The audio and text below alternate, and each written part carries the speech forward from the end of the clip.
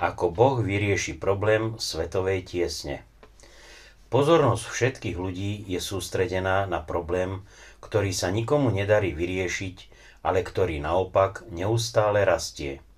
Nie je snáď znepokojujúce pozerať sa, ako politické, mravné a sociálne spory ohrozujú ďalšiu existenciu ľudstva? Dnešný stav vecí obracia pozornosť mnohých ľudí k otázke, ako by mohol byť tento problém vyriešený. Písmo sväté Biblia nám dáva odpoveď. Už pred dlhou dobou predpovedala túto dobu súženia a prorokovala, že svetová tieseň nadobudne takých rozmerov, že mnohí podľahnú veľkému strachu. Lukáš 21, 25, 26.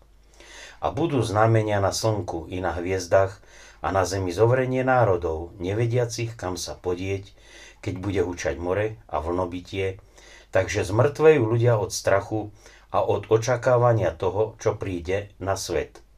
Všetky snahy o odvrátenie tejto tiesne vo svete až doteraz zlyhali, pretože nemali Božieho požehnania. Izajáš 8, 9, 10. Len sa vstekajte národy a budete zdrtení a pozorujte ušami všetci v ďalekých krajoch zeme. Prepášte sa a budete zdrtení, prepášte sa a budete zdrtení. Dajte radu poradiac sa, ale bude zrušená. Hovorte slovo, avšak nebude stáť, lebo Imanuel s nami je silný Boh. Jediným liekom pre ľudstvo je Božie kráľovstvo, o ktoré sa kresťania modlia v modlitbe Otče náš.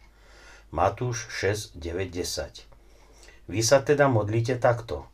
Náš Otče, ktorý si v nebesiach, nech sa posvätí tvoje meno, nech príde tvoje kráľovstvo, nech sa stane tvoja vôľa, ako v nebi, tak aj na zemi. Panovanie tejto vlády bude pôsobiť po celej zemi.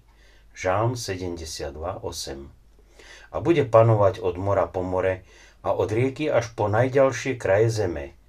Kráľovstvo Božie odstráni zo zeme panovanie moci zla, ale ono bude stáť až na veky.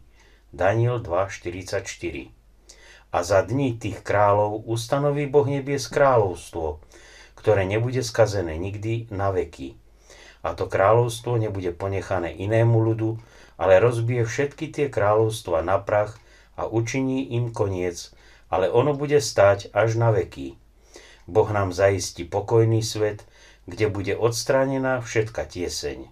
Izajáš 2.4. A bude súdiť medzi národami a bude trestať mnohých ľudí. A skujú svoje meče v motyky a svoje kopie v srpy. Nepozdvihne národ proti národu meča, ani sa viac nebudú učiť boju. Zjavenie Jána 21.4. A Boh zotrie každú slzu z ich očí a smrti už viac nebude. Ani žalosti, ani kriku, ani bolesti viacej nebude, lebo prvé veci pominuli. Nie je to dobré posolstvo? Toto dobré posolstvo je pre nás skutočnou útechou a zo skúsenosti vieme, že prinieslo veľmi veľkú radosť aj mnohým úprimným ľuďom. Našli sme v písme svetom Biblii bohatý zdroj poučenia a môžeme vám túto knihu vrelo odporučiť.